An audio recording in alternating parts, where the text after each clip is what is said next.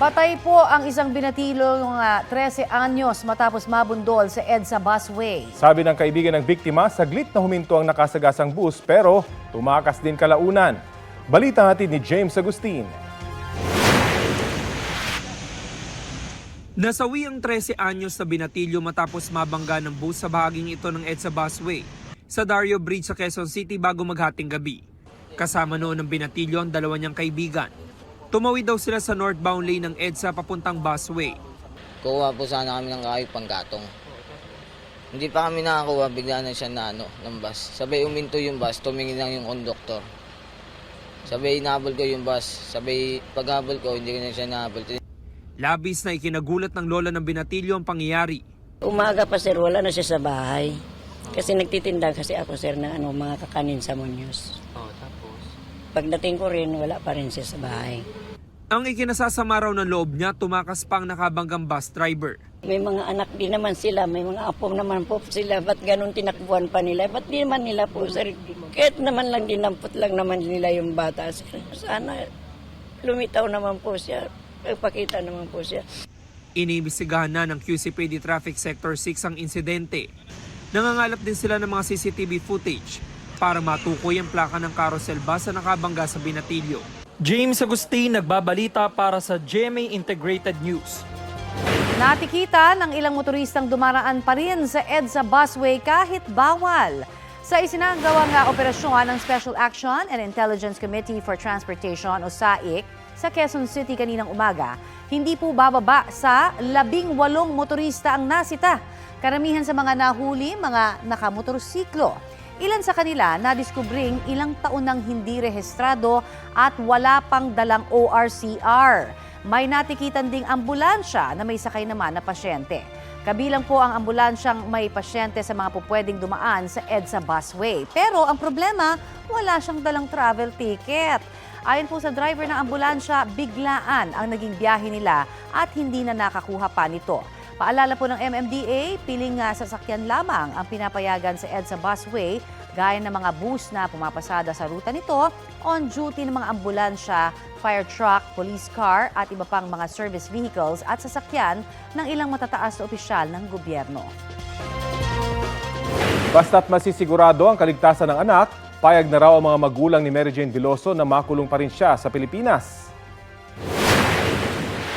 Payag na po ako. Gusto ko dahil makakauwi na po yung anak ko, kaya yan.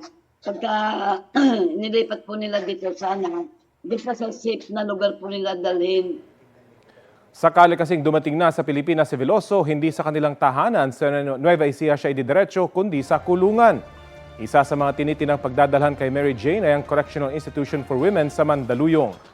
Nangangamba ang mga magulang ni Veloso dahil sa banta umano ng anilay International Syndicate na nag-recruit noon sa anak. Ayon kay Indonesian Chief Minister for Law and Human Rights, Yusril Hiza Mahendra, hindi pinayagan ng kanilang Pangulo ang hiling ng gobyerno ng Pilipinas na pardon para kay Veloso na nasa death row sa Indonesia para sa drug trafficking.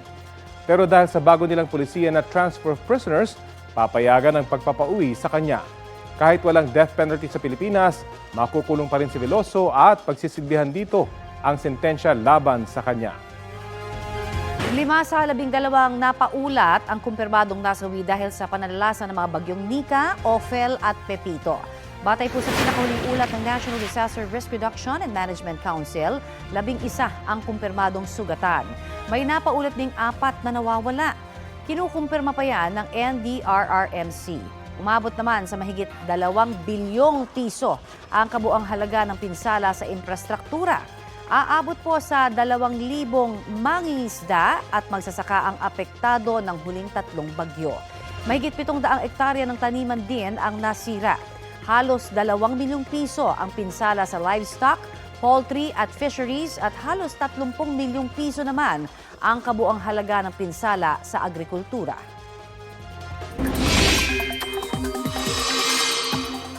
Isang bagong sama ng panahon ang posible nating babantayan bago matapos ang buwan ng Nobyembre. Ayon sa Pag-asa, posibleng magkaroon ng bagong low pressure area sa kalagitnaan ng susunod na linggo. Inaasahang papasok sa Philippine Area of Responsibility ang potensyal na bagyo.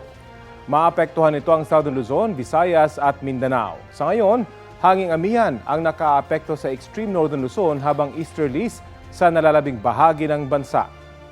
Ngayong Huwebes, nakapagtala ang Pag-asa ng 16.5 degrees Celsius na minimum temperature sa City of Pines sa Baguio.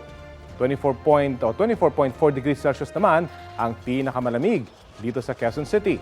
Base sa rainfall forecast ng Metro Weather, asahan ng light to moderate rain sa ilang panig ng Northern Luzon, Aurora, Southern Luzon, Visayas at Mindanao. 3 dam dito sa Luzon ang patuloy na nagpapakawala ng tubig. Sa nakalipas na 24 oras, 2 gates ng Ambuclao Reservoir sa Benguet ang binuksan. Tig-isang gate naman sa Magat at Binga Reservoirs. Sa ibang balita, umabot na sa mahigit 112 million pesos ang nakuhang pera mula po sa mga binuksang vault sa ni-raid na BPO company sa Bagak, Bataan. May paliwanag naman dito ang pamunuan ng kumpanya. Balitang hatid ni Salima Refran. Break open 12 of 14 safety vault inside the premises and to seize the... Sa bisa ng break-open order ng korte, pinagbubuksan ng 12 money vault sa sinalakay na BPO na Central 1 Bataan sa Bagak, Bataan. Ang mga hindi mabuksan ng access code ng kumpanya, binaklas ng Bureau of Fire Protection gamit ang portable spreader at iba pang equipment. Bulto-bultong pera ang nakita. Ang iba, nakabungkos na tigi 1 milyong piso at nakaplastic pa. May nakita ring mga US dollars at ibang currency. Nagpapatuloy yung inventory ng CIDG dito sa isa sa mga binuksang vault sa Central 1 Bataan. Bukod dun sa pagbibilang sa pera, ay nakakuha din sila ng mga dokumento na isa sa ilalim sa pagsusuri ng mga otoridad. Sinaksihan ang mga ito ng mga kinatawan ng PAOK, CIDG, AMLAC, maging mga taga-barangay at mga taga-Central 1 Bataan. Umabot sa mahigit 112 million pesos at 170,000 US dollars o abot sa halos 10 milyong piso ang nakuha sa 12 vault. Hindi pa kasama rito ang pera sa iba pang currency tulad ng Malaysian ringgit at Singapore dollar. 2 vault ang nauna ng binuksan ng i-raid ang BPO noong Oktubre na naglalaman naman na mahigit 30 milyong piso. Yung pera, operations po ito. It's a big company employing 1,600 employees. So, this money used for operations, for salary, for payment ng mga various suppliers, etc. We are here cooperating with the authorities. We are not hiding anything. Matatanda ang ni-raid ng mga otoridad ang BPO noong October 31 dahil sa mga sumbong na sangkot ito sa back-end operations sa mga illegal gaming at gambling platforms sa ibang bansa. Ayon sa PAOK, wala raw kaukulang permit mula sa PAGCOR ang BPO. Pinabulaan na naman ito ng pamunuan ng Central 1 Bataan. Salima Refran, nagbabalita para sa GMA Integrated News. Bagong-bagong balita, ipapadeport na pabalik ng Indonesia ang empleyado ng ni-raid na BPO sa Bagak, Bataan na isa palang wanted na money launderer. Batay sa inilabas na summary deportation order ng Bureau of Immigration, sangkot ang dayuhan sa online gambling. Siya ay isang team leader at operations manager ng Central 1 Bataan. 1.5 taon na raw nag-ooperate sa bansang dayuhan ayon sa Indonesian Police Attaché na narito sa bansa. 900 billion rupiah o halos 4 na bilyong piso na raw ang nakukulimbat niya. Nauna nang sinabi ng Central 1 Bataan na hindi nila alam na pugante pala mula sa ibang bansa ang dayuhang nagtrabaho sa kanilang BPO. Wala pang pahayag ang dayuhan.